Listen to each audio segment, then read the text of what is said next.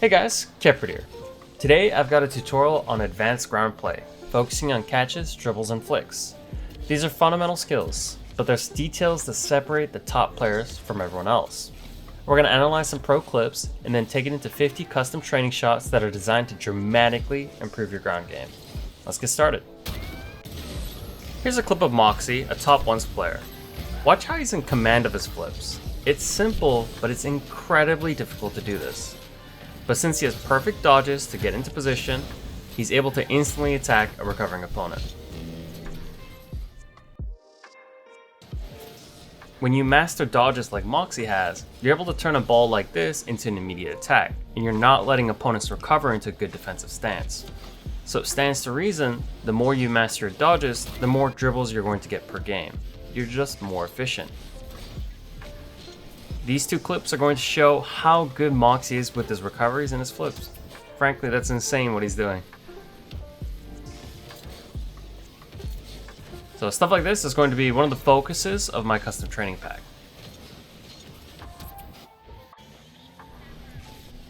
The next focus is going to be soft touches. These are touches that glue to your card. They don't bounce around and they immediately carry a threat where you can flick at any moment. On this clip, you'll see Mawkzy gets such a good touch that he's immediately threatening. He's in control, so when the opponent early challenges, he counters with an instant flick. You can't do that if the ball is bouncing on your car. You'll probably get dunked, or you'll get fake challenge and you'll throw the ball away. So here's Mawkzy demonstrating mastery of dodges, perfect catch, levers it into an immediate flick to get behind the opponent, and start pressure. On the very next play, watch how he's leveraged these perfect touches to angle his attack towards net. He gets the glued touch, and then he's able to attack. Here's a great example of catching the ball driving down the wall and getting that perfect soft touch, which he turns into an unpredictable side flip flick. So catching the ball while driving down the curve is a very difficult skill, so it's a big focus in my pack, probably about 8 shots.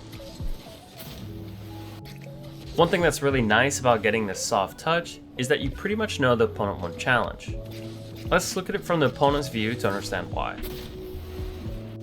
So, once there's this glued touch, Mawkzy can flick at any moment. So if this opponent challenges, he's screwed. So he opts to continue shadowing, and that doesn't work either. So with these soft touches, Mawkzy is doing something that's basic, but he's doing it with incredible consistency and efficiency. I think that is something that can be easily practiced. So with basic dribbles, you need to be able to move your eyes and read the opponent. Once he gets that soft touch, watch how he reads the opponent's challenge, he counters by going high, and he wins the duel. Eventually, he turns it into a goal. On this example, he even uses his right stick to get an eye on the opponent. He fakes going high, and then he goes low. Looking from the opponent's point of view, it looks so confusing because that looks like that could be a flick to the top corner. He has to cover that threat, and that's the game.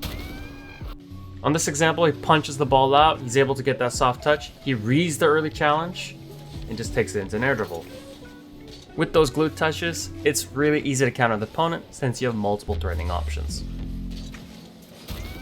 So let's talk about some finishing. Here's Flakes with an example of this side flip flick. This is a great move when you're really close to the opponent's net and you want to generate a lot of power and height. Here's Monkey Moon with another example. It's just a very unpredictable finish. So you also want to master the angled flick.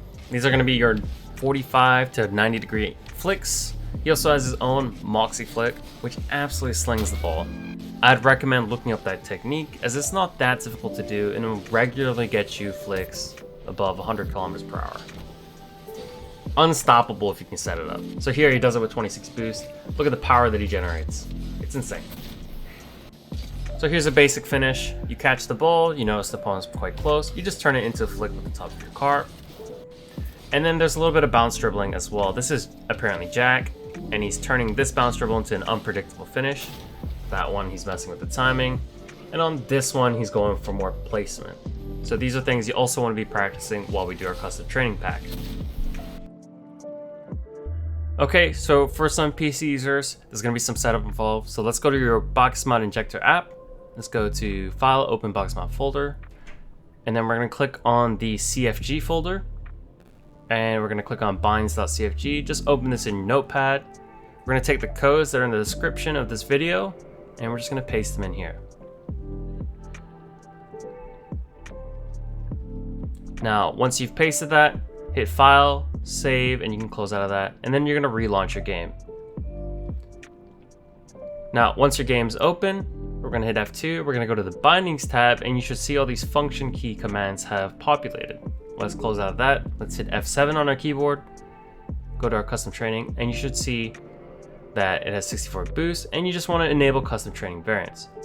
I'd also recommend enabling automatic mirroring, so when you reset a shot, you just do it from the other side. Once you're ready, just go into custom training. I have this in my favorites, so I'm just going to copy this code. This is in the description. You just want to go to the browse menu, hit enter code, and paste it in here. You can favorite it, and then it'll be in your favorites from here. So we're just gonna hit play, and then we're gonna get started. So now it's time for some shot demonstrations. I have 50 shots here, and I'll just commentate here and there. On this first one, try meeting the ball before it lands, then use a wave dash. That way, you don't always have to wait to catch the ball, and you can tack a little earlier.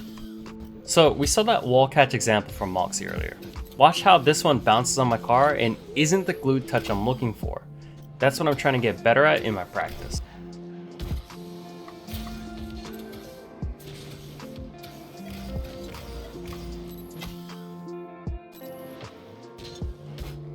In contrast, I turned this one into a soft touch, and then I can turn it into a Mawkzy flick. So some of these shots are going to be working on your pre-flip catches, and then you're just turning that into a flick, just like Mawkzy. So on shot 6, you can use a couple wall dashes to catch up to the ball, and then go from there.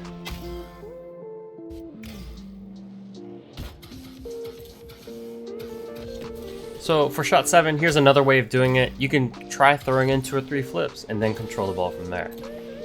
You'll see it's not that easy, and Mawkzy is making something that's difficult look simple, but this is how you practice it.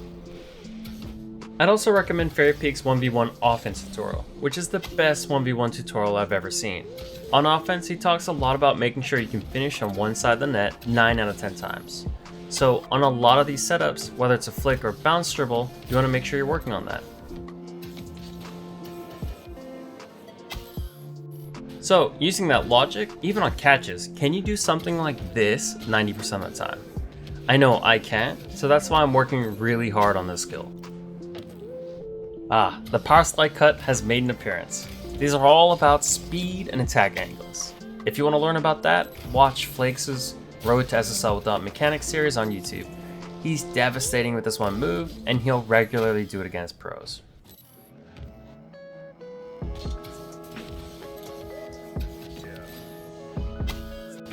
One thing I've learned with power slide cuts is get a fast touch towards the near post, fake that bounce dribble shot, and then cut it towards the back post and go from there.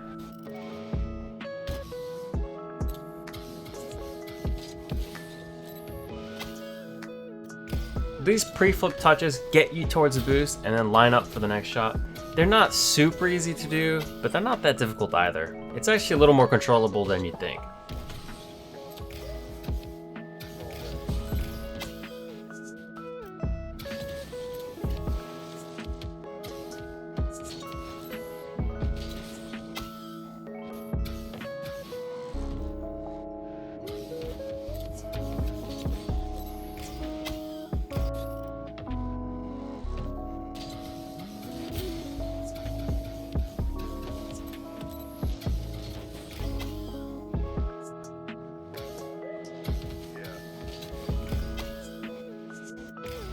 Here's a shot with a perfect touch, perfect dodge, then a perfect power shot. That's the standard of a pro. This next one is one where I use a side foot flick since I'm so close to net. This is one of my favorite moves.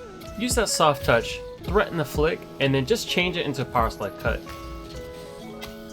You don't want to be too linear with your attacks. That power slide cut can just mix things up. It can be a very jarring change of direction.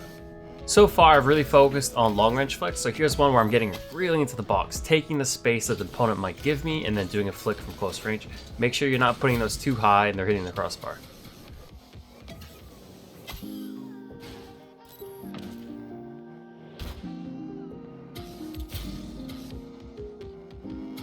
one technique I found that works really well on these kind of like low wall curve touches is do a little jump. It'll punch the ball out and push you back into the wall, and then you can drive out from there.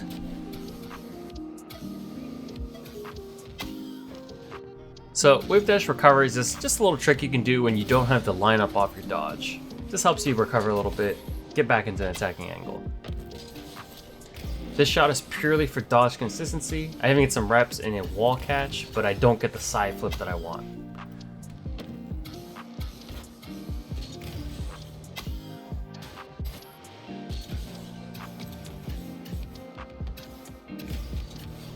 On each of these shots, try finding the most effective shot for you.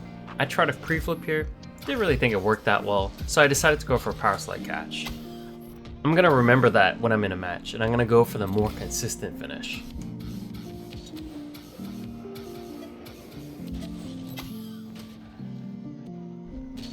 Here's a clip of me just working on dodge consistency. Terrible landing on the first one, a little better on the second one. My hit rate on those are probably around 30%, but with Mawkzy, from my analysis, it's about 80 to 90%.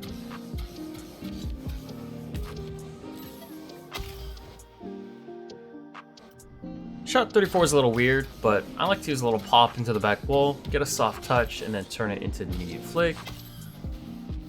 Or I can touch it a little harder into the corner and then play it from the side wall. So depending on your touch, you're gonna get so many different situations from just that one shot.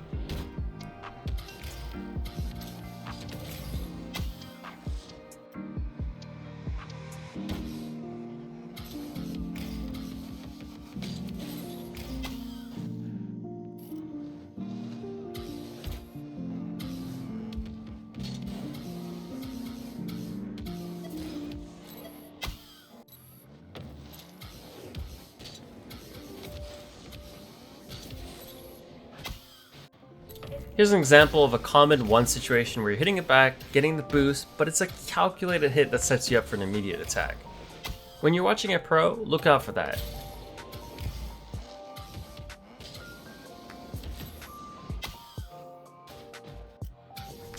Shot 39 is great for consistency training like Fairy Peak mentioned.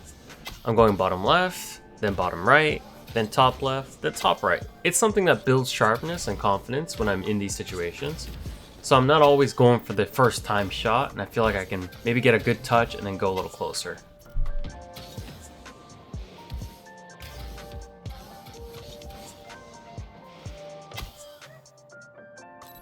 So one thing that's difficult with some of these wall catches is flipping your camera as you're going down to catch it.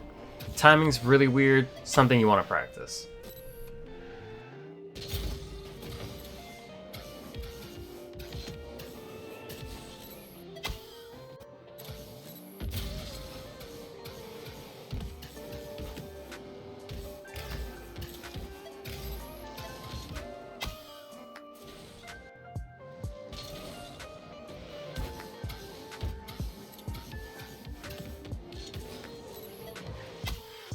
With side flip flicks, I have found the most consistency using directional arrow with a quick double dodge.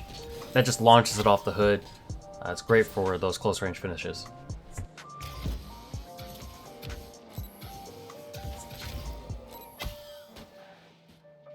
That's going to end this video. Obviously, catches and dribbles are a very simple idea, but these days it requires incredible consistency and execution. When you're practicing, try to figure out what percent of the time you get the catch or flick you want. At the elite level, it's 85% plus. Speaking from my own experience, it feels more like 30% of the time that I get what I want. The more you work on these fundamentals, the more situations you can turn into an attack, the less you defend, and the more fun you're gonna have. Hope you guys enjoy this tutorial, and good luck with your practice. I'll see you guys next time.